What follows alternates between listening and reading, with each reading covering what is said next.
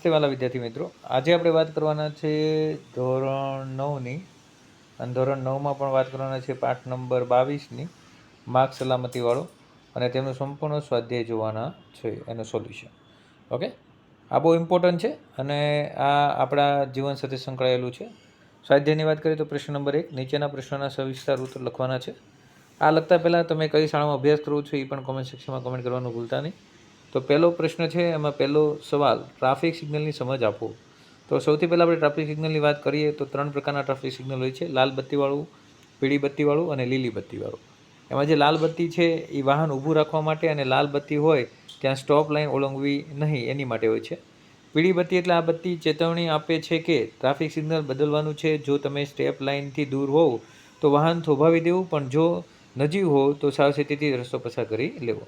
એવી રીતે લીલી બત્તી વાહન આગળ વધારવા માટે અને રસ્તો ખાલી હોય તો તેની ખાતરી કરવા માટે આપણે લીલી બત્તી આવેલી છે. પ્રશ્ન નંબર 2 મુદ્દાસર પ્રશ્ન છે. તેમાં માર્ગનો અધિકારોમાં સમાવિષ્ટ બાબતોની જાણ કરવાની છે. તો ટ્રાફિક સિગ્નલ પર લીલી બત્તી થાય ત્યારે રાહદારીઓ અને અગાઉથી આવેલા વાહનોને પહેલાં પસાર થવા દેવા. ચોક્કસ પરિસ્થિતિઓમાં જેમ કે એમ્બ્યુલન્સ કે ફાયર બ્રિગેડ જેવા ઇમરજન્સી વાહનોને અગ્રતા આપવી. જમણી બાજુએથી આવતા વાહનોને માર્ગનો અધિકાર એટલે રાઇટ ટુ વે આપવો જોઈએ છે. એવી રીતે પ્રશ્ન નંબર 3, જેને નીચેના પ્રશ્નના ટૂંકમાં ઉત્તર લખો. યુ ટર્ન ક્યારે ન લેવો જોઈએ? તો જ્યાં નો યુ ટર્નનું ચિહ્ન હોય અથવા તો જ્યાં ટ્રાફિક વધારે હોય અને અકસ્માતનો ભય હોય ત્યાં યુ ટર્ન લેવો જોઈએ નહીં. પીળી બત્તી કઈ બાબતો સૂચવે છે? પીળી બત્તી સૂચવે છે કે ટ્રાફિક સિગ્નલ હવે લાલ થવાનું છે, તેથી વાહન ચાલકે સાવચેત થઈને વાહન ઊભું રાખવાની તૈયારી કરવી અથવા જો સલામત હોય તો રસ્તો પસાર કરવો.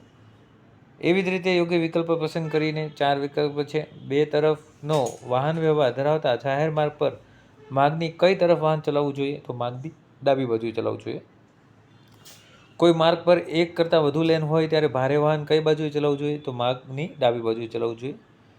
કેવા વાહનોને આગળ જવાની અગ્રતા મળવી જોઈએ? આપાતકાલીન વાહનો, દાખલા તરીકે એમ્બ્યુલન્સ છે, ફાયર બ્રિગેડને અગ્રતા મળવી જોઈએ. ડાબી તરફ જવા માંગતા વાહનો ચાલકે કઈ લેનમાં આવી જવું જોઈએ? તો પોતાની ડાબી તરફ આવી જવું જોઈએ. આ હતું સંપૂર્ણ સોલ્યુશન ધોરણ 9 પાઠ નંબર 22 સામાજિક વિજ્ઞાનનું, જે તમે જોયું. આવી જ રીતે બીજા પણ સોલ્યુશન જોતા હોય તો કોમેન્ટ સેક્શનમાં કોમેન્ટ કરવાનું ભૂલતા નહીં.